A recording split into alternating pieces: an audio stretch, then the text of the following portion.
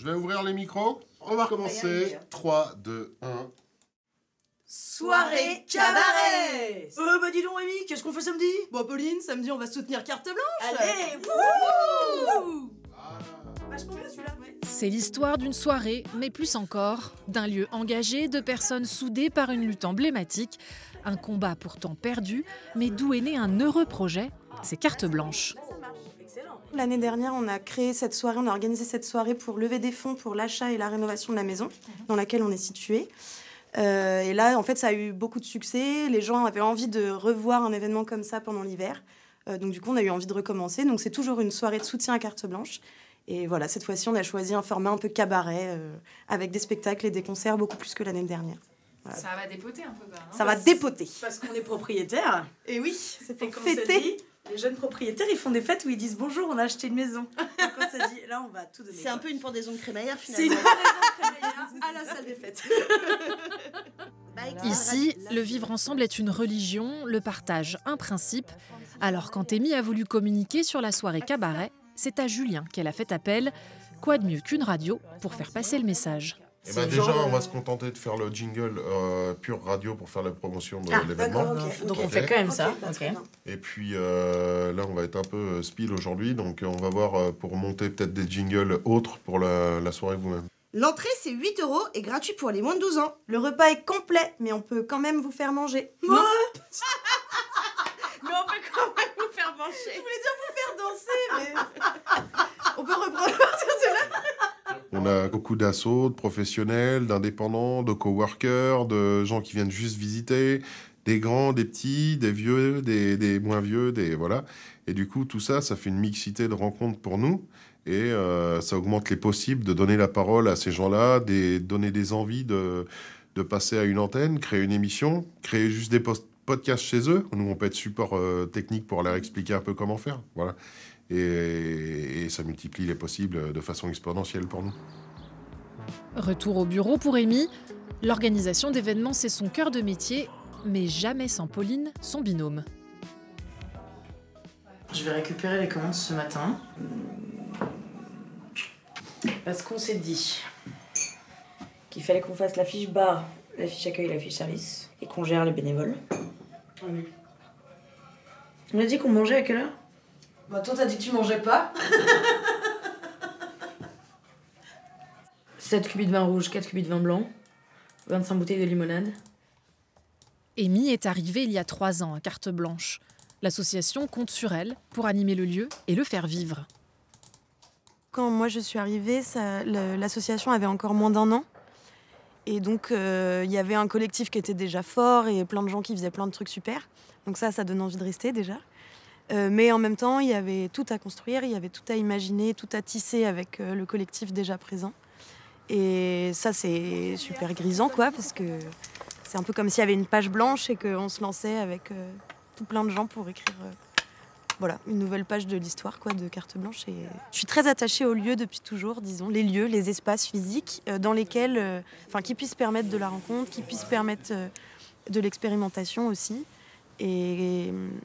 Et que du coup, là, en effet, ça prenait tout son sens par rapport à moi, mes désirs de vivre certaines choses. Ça collait assez bien à ça, quoi.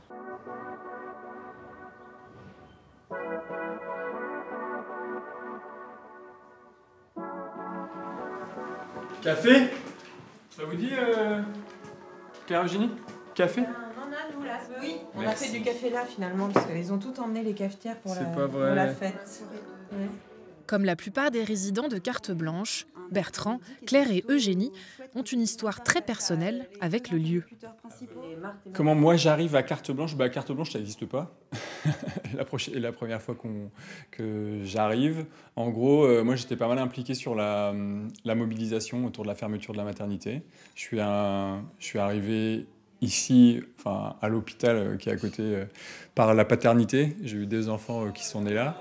Et c'est comme ça que ça démarre avec toute la mobilisation en 2018 autour de la fermeture. On n'a pas aussi envie de se quitter. C'est une expérience humaine d'un collectif qui s'est créé, qui a vécu des choses à la fois dures et à la fois aussi hyper émouvantes, hyper de fraternité, de sororité. C'est pas fini, c'est Après 3 ans de lutte, le collectif C'est pas demain la veille s'installe définitivement dans la maison médicale, rebaptisée en maison amicale pour l'occasion, et Claire en fait partie.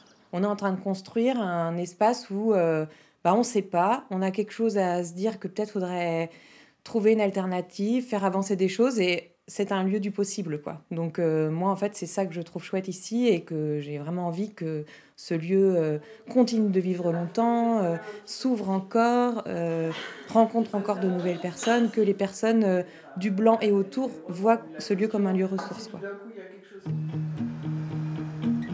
L'échec de la lutte pour maintenir la maternité a fait naître un lieu où l'avenir s'écrit en commun.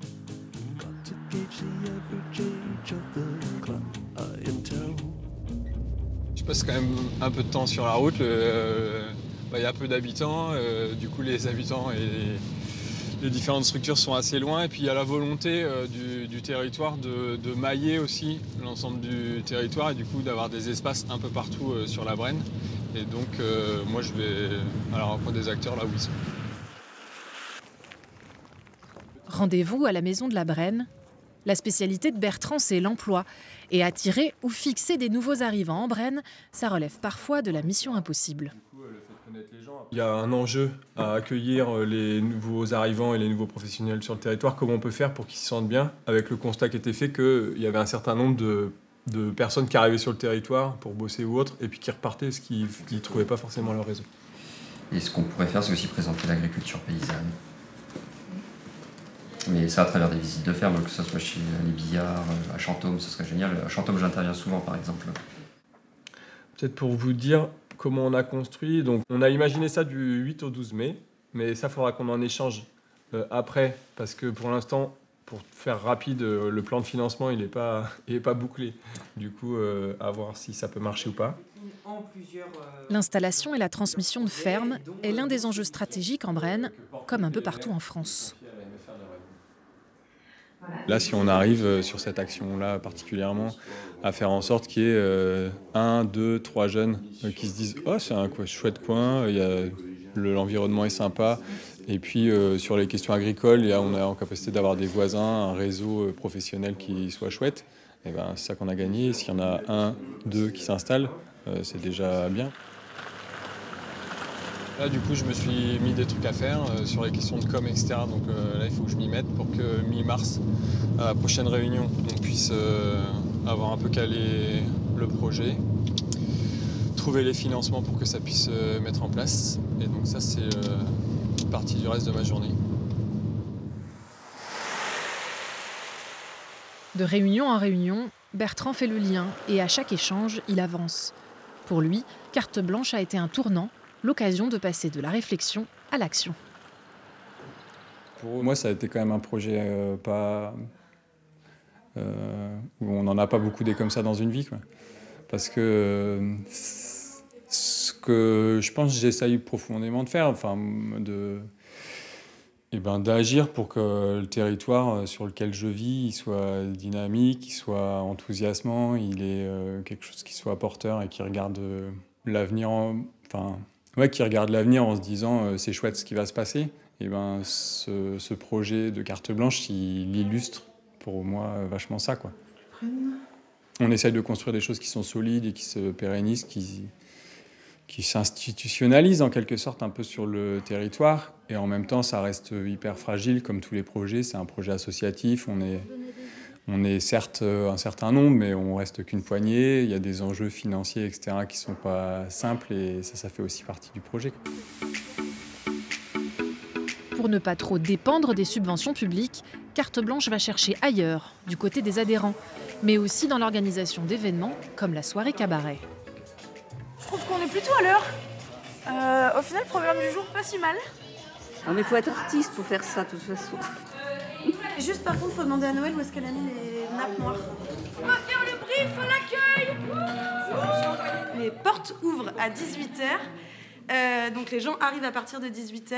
On lance le repas et tous les spectacles à 19h et ça dure jusqu'à 21h30. Ensuite, il y a un battement de 21h30 à 22h30 pour débarrasser les tables. À quelques minutes de l'ouverture des portes au public, Amy semble sereine.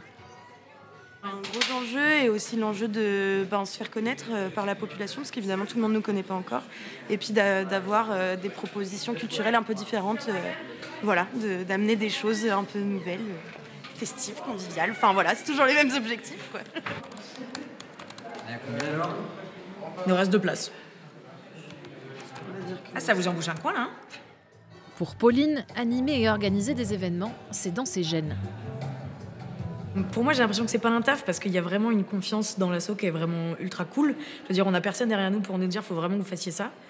On s'organise, on fait des trucs. La journée d'avant ne ressemble jamais à la journée de demain. Enfin, moi, ça me fait beaucoup de bien que ce soit pas des choses extrêmement précises et répétitives parce que ça c'est terrible pour moi. Mais on peut vraiment juste se lever un matin et dire est-ce qu'on ferait pas une soirée cabaret ? Ce soir, là, on est stressé depuis 2 semaines, mais ce soir, en fait, on va voir la salle se remplir, on va voir les gens au bar, on va voir les gens sur scène. Enfin, ça va être trop cool. C'est le festival de Cannes. A kiss on the hand may be quite continental, but diamonds are a girl's best friend. A kiss may be grand, but it won't pay the rental on your humble flat or help you at the automat. Bonsoir à toutes et tous. On nous a dit de pas parler trop longtemps parce que c'est le programme qui est chargé. Mais on tenait à vous donner quelques nouvelles de vous, de nous. Depuis 1 an, carte blanche, c'est 300 adhérents. un CA et un bureau renouvelés grâce à Olivier, Sylvie, Manu pour le bureau et Bergamote, Morgan et Damien pour le CA. Sans vous, ni cette soirée ni carte blanche n'auraient la même saveur. Un très grand merci à vous et que la fête continue!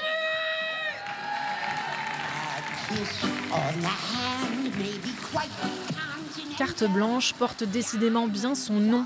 Un espace de liberté, de création, un lieu des possibles où chacun contribue à sa manière au collectif. Ces hommes, ces femmes veulent voir pérenniser ce lieu insolite, niché dans un petit coin de campagne berrichonne, où le vivre ensemble prend tout son sens. As girls grow old and we all lose our charm.